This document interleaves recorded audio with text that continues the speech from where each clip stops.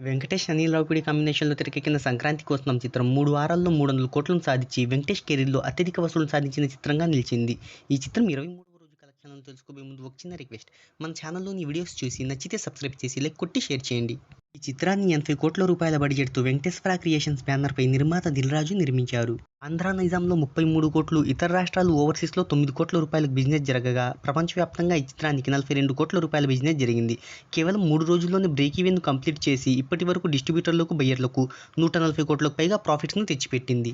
Movie 23 రోజుల వరకు area office కలెక్షన్‌లు ఒకసారి చూసుకున్నట్టయితే నైజాంలో 41.32 కోట్లు, సీడెడ్‌లో 18.42 కోట్లు, ఉత్తరాంధ్రలో 21.85 కోట్లు, ఈస్ట్ గోదావరిలో 13.54 కోట్లు, వెస్ట్ గోదావరిలో 8.78 కోట్లు, గుంటూరులో 10.25 కోట్లు, కృష్ణాలో 9.47 కోట్లు, నెల్లూరులో 4.66 కోట్ల చొప్పున మొత్తంగా తెలుగు రాష్ట్రాల్లో 128.29 కోట్ల షేరును రాబట్టింది.